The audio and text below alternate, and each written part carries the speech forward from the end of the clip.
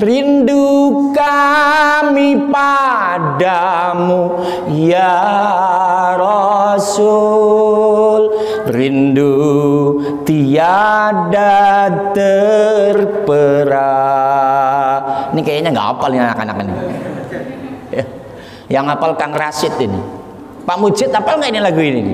Berabad jarak darimu ya Rasul, serasa di kau di sini. Ini kan hebatnya remaja Hidayatul Ihsan. Ayo baca sholawat. Ustadz Adnan memimpin. Tala'al badaru alaina min saniyatil wada. Ayo selamat datang Rasulullah, selamat datang ya Nabi Allah, telah datang rembulan purnama. Anta syamsun anta badarun. Itu karena apa? Merasakan ketika kita baca ratib, kita baca sholawat, Kanjeng Nabi hadir di tengah-tengah kita, maka kita datang untuk rindu pada beliau, minimal bersama baca sholawat. Itu good, bagus.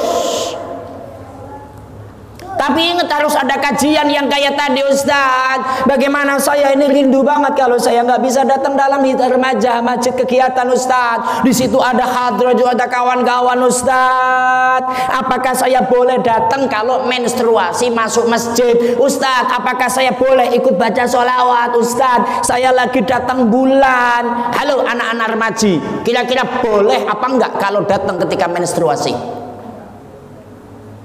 Geleng-geleng nggak tahu apa nggak bisa ya. Artinya apa? Sains, EQ pemikiran harus diisi ilmu. Maka Imam Syafi'i menyatakan bil ilmi. Atau begini, kegiatannya nggak cuman malam Jumat, kegiatannya ada kegiatan lain khusus remaja. Pak Ketua, itu khusus ngaji remaja. Fikihnya fikih remaja, orang tua nggak boleh ikut, khusus anak-anak muda umpamanya. Nah yang ngajar juga anak muda, jadi biar semangat. Ini namanya diisi, ayo diisi. Makanya kemarin ada pembahasan Ustadz, ini bagaimana di posisi era milenial tapi posisi pandemik, bagaimana kami belajar. Silahkan buka di YouTube Ustadz, itu ada. Boleh beneran. Yang tanya anak milenial, Ustadz, saya haus ilmu Ustadz, tapi ini posisi pandemik Ustadz, saya belajarnya harus bagaimana? Minimal apa? Kalau buka WA yang ilmiah, kalau buka Google yang ilmiah, sering baca apa rukun sholat, apa tata cara sholat dan segala macamnya. Ini kan ilmu. Ini loh yang dimaksud Imam Syafi'i. Ayo belajar. Yang kedua dikasih wawasan tentang nasional lah. Bagaimana supaya anak muda cinta kepada negara, mempadu-padankan urgensinya, padu padan antara agama dan negara. Karena sekarang lagi disetir. Supaya apa? Agama ini pisah dari negara. Ini lagi disetir supaya negara tidak harus dengan agama. Maka kalau dalam bahasa orang-orang yang suka ngaji di alam sana, ini akan dibawa menjadi negara yang sekuler.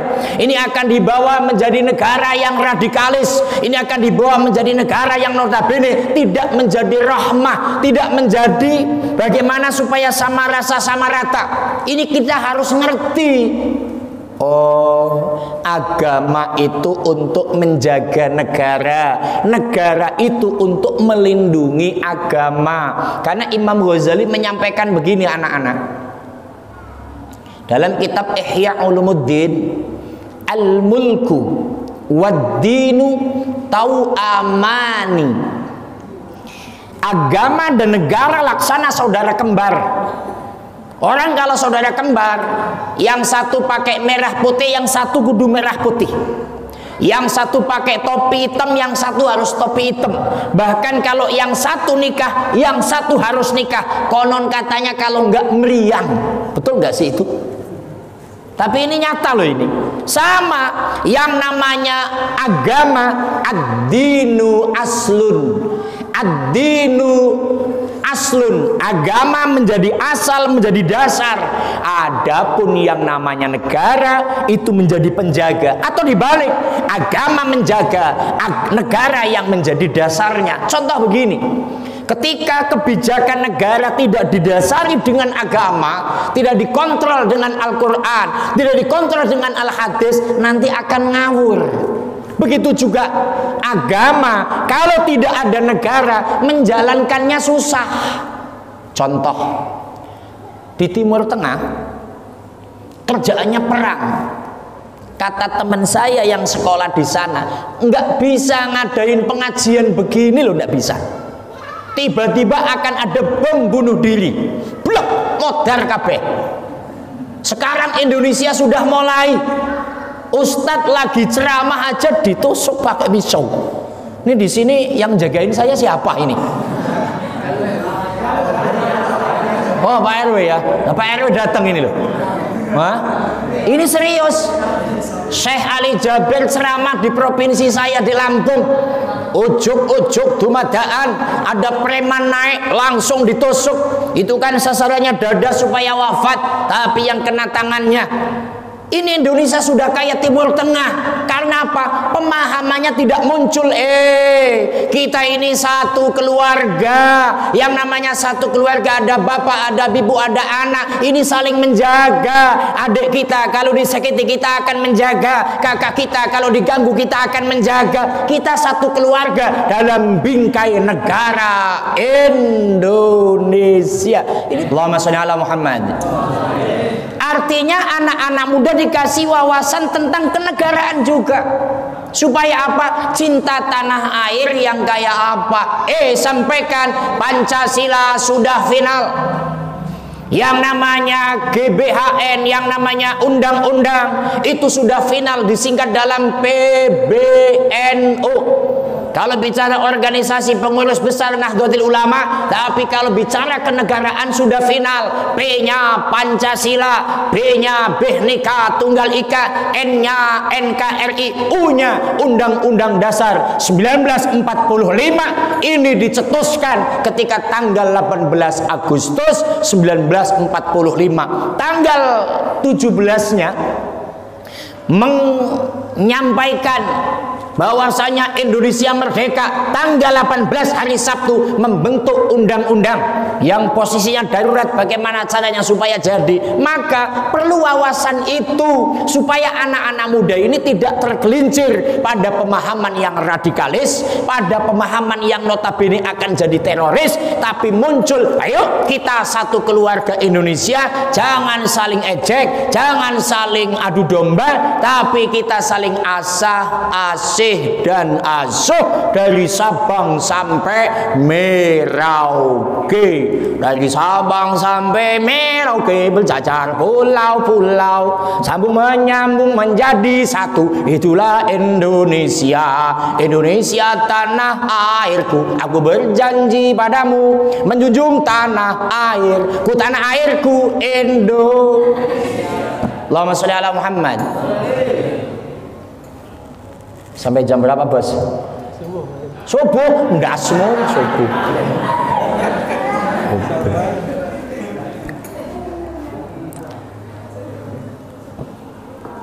Yang kedua, ini ngomong ilmu ya. Yang pertama dengan ilmu. Jadi tolong remaja masjid, ini jangan hanya malam Jumat pure sholawatan saja, Mas, tapi ada ngajinya. Ini pada ngaji nggak sih? Ya, ada pengajian fikih ya anak-anak. Nanti bagaimana cara mandi hadas besar, bagaimana kalau rambutnya pada rontok, rontokannya itu apakah dibuang atau disimpan, nanti ketika mandi wajib ikut dimandikan apa tidak. Kudu teliti dulu. Ustadz itu ketika usia kecil Ustadz lah, dengan teman-teman sekolah, dulu kan jilbab belum begitu musim dulu, Mas.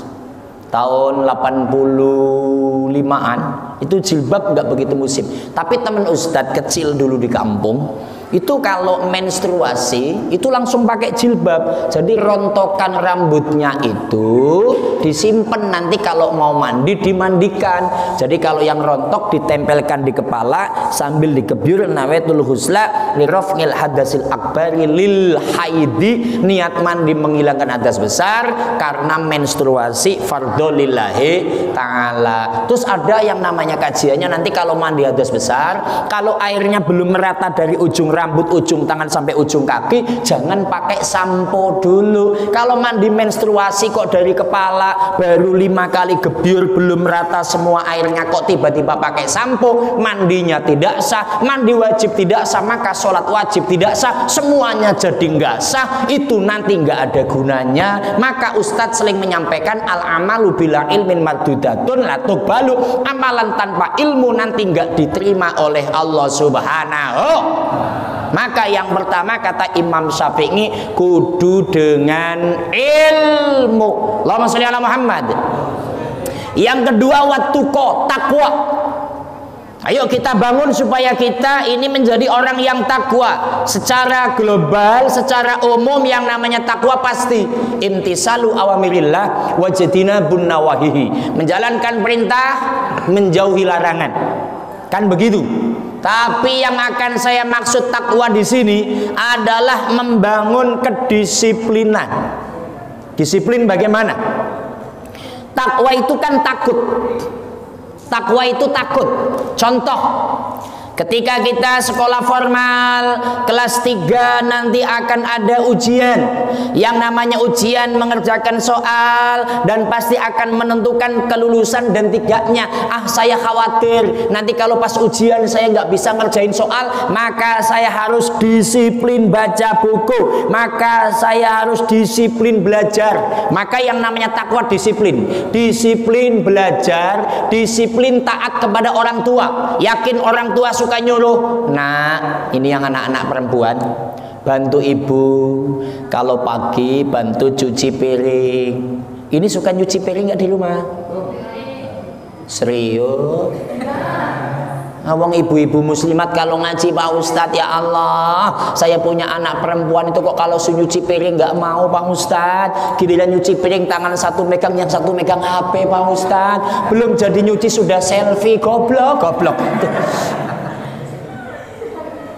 Saya lagi nyuci piring satu doang, selesai mak udah atuh, goblok itu begitu. Takwa apa? Disiplin, bakti sama orang tua, bantu nyuci piring, bantu nyuci baju. Ini ciri-ciri anak yang khidmah dengan orang tua. Maka takwa di sini disiplin, tapi takwa yang asli tetap apa? Harus mengikuti perintah Allah, menjauhi larangan Allah Subhanahu. Pesan yang kedua Imam Syafi'i, waman fattahu ta'limu waqta syababi. Awas dengerin anak-anak muda, orang tua juga ini. Waman fattahu ta'limu waqta syababi fakabbir alaihi arba'an liwafati. Kalau ada anak muda atau pemudi ketika masa muda babar blas ndak mau belajar, ada pemuda-pemudi nggak mau kumpul dengan komunitas seperti remaja Islam masjid, yang sholawatan, yang ngaji, itu lebih bagus disolatkan jenazah. Karena pemuda dan pemudi itu nggak ada gunanya. Kalaupun dia hidup lama, hanya akan menjadi sampah masyarakat, hanya akan bikin puyeng ketua RT, hanya akan bikin puyeng ketua RW. Karena apa? Anaknya nggak punya kedisiplinan, anaknya nggak punya ilmu.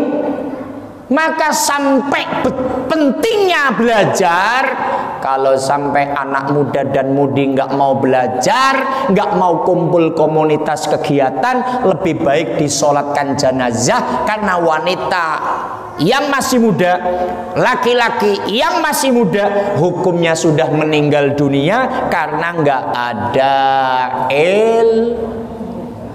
A'udzu billahi minasyaitonir rajim. Bismillahirrahmanirrahim. Qala bita minha jami'a ba'dukum li ba'din adu fa imma ya'tiyannakum minni huda famanittaba'a huda fala yadillu wa la yashqa.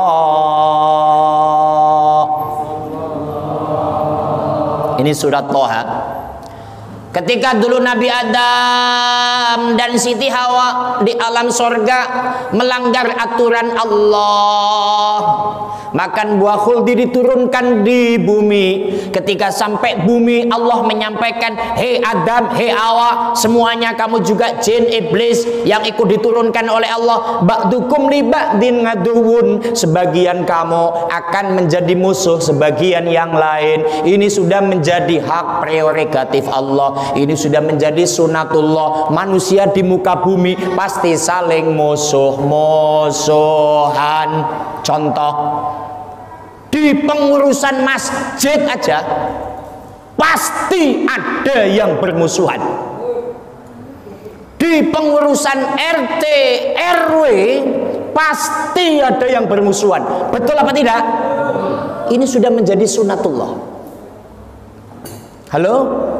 Ini dengerin apa enggak ini? Ini agak serius ini soalnya. Bicara Indonesia, di Indonesia pasti banyak yang bermusuhan, saling hasut, saling caci maki. Ini pasti, ini ketentuan Allah. Hanya setelah dikasih tahu, maka kalimatnya fa imma ya'tiyannakum minni huda. Apa kata Allah? Hei manusia, dengekan, nanti kalau datang kepadamu hidayah. Hidayah di sini ada yang menyampaikan ini, kalau datang nanti Nabi Muhammad, kalau datang Al-Qur'an, kalau datang hukum-hukumku, kamu pakai. Kamu jangan bermusuhan. Yang tidak cocok satu pengurus A dengan pengurus B, ayo diklarifikasi, jangan diteruskan perpecahannya. Fa imma ya'tiyannakum minni huda, kalau sudah datang nasihat, permusuhan itu nggak akan jadi baik, maka akan jadi permasalahan yang lebih jauh. Ekonomi jadi susah. Lihat dalam keluarga, kalau ada suami tengkar sama istri, Pak, itu segalanya jadi susah. Pak, dengerin, kita lagi ribut sama istri, biasanya dibikinin kopi, nggak dibikinin. Kamu kan teh begitu, kopi, kan gitu kan.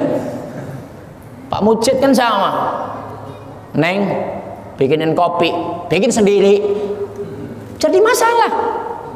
Ini kalau permusuhan suami istri, apalagi bicara permusuhan yang lebih luas, nggak enak. Maka muncul fa imma ya'tiyannakum minni huda, kalau datang nasihat kepada kamu, jangan pada berantem, ayo klarifikasi. Susah Ustadz, ini tugas kita hidup untuk melakukan sesuatu yang diperintahkan oleh Allah. Famanittaba'a hudaya fala yadillu wala yashqa, siapa yang ngikutin aturanku maka nggak akan tersesat, maka tidak akan celaka. Gampangnya ngomong, kamu hidup di alam dunia, kalau sudah Islam ayo pada sholat, kalau memang kamu Islam ayo pada ngaji, kalau memang kamu Islam remaja dan remaji ayo bikin komunitas yang baik, hidupkan agama, hidupkan kajian-kajian ilmu yang baik. Wahai orang tua, terus didik istri dan anak-anak kita, support mereka, di samping kita sendiri menjalankan apa yang diperintah Allah, menjauhi larangan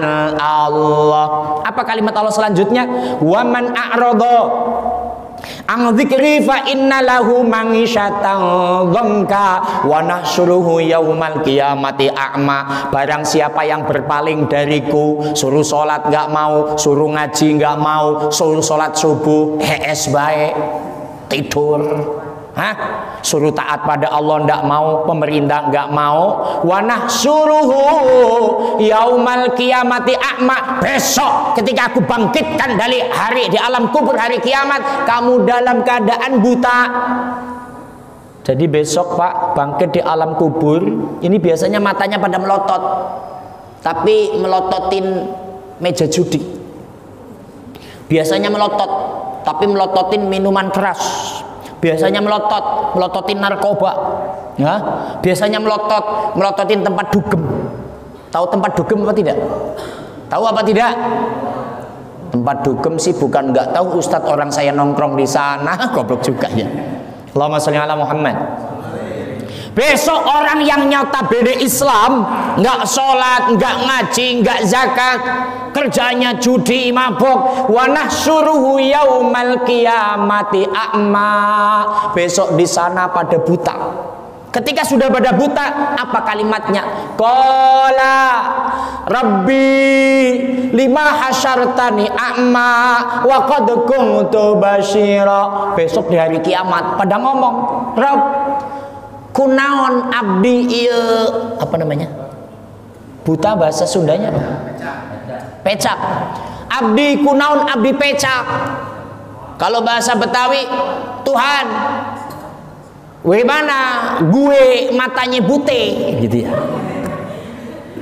Nek wong Jawa nang ngopo kok mataku ki picek iki buta iki.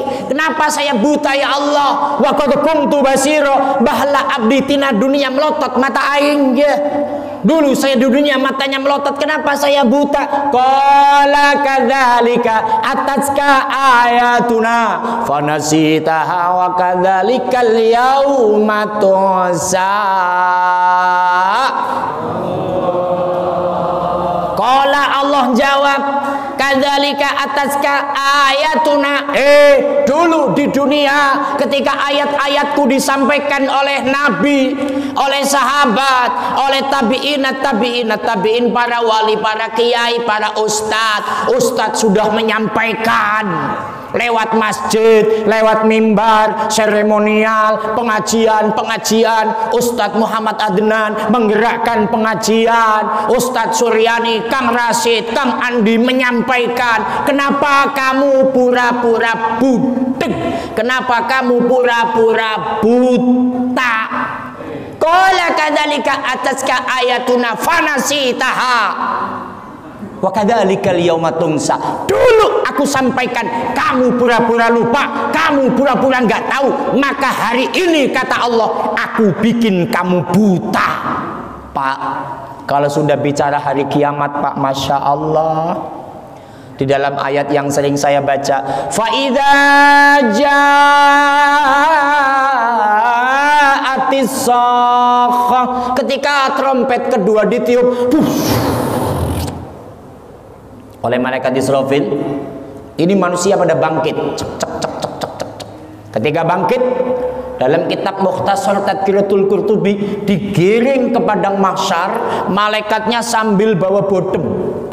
Bodemnya ini nyala apinya, Pak. Digebuk-gebukin. Ayo pada jalan. Itu semuanya ketakutan. Yang matanya ngelihat aja susah. Lah ini kok matanya buta. Naudzubillahimin. Yang nggak sholat kalau bangkit dari alam kubur matanya buta, mau apa tidak? Yang buta mata hatinya.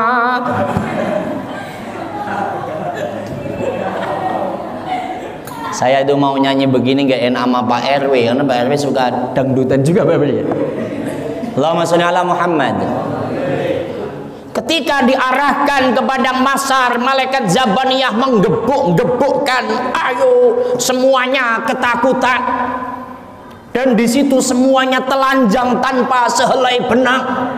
Nggak ada yang pakai baju Pak RT. Nanti punya Pak RT globat, gelabet. Astagfirullah. Maka di sini Sayyidatuna Fatimah ngomong, ya Rasul, kalau nanti di sana semua nggak pakai baju, saya malu ya Rasul. Itu Siti Fatimah. Kanjeng Nabi jawab, Fatimah, nanti ketika hari itu orang nggak akan berpikir malu. Udah nggak inget rasa malu, saking takutnya ama Gusti.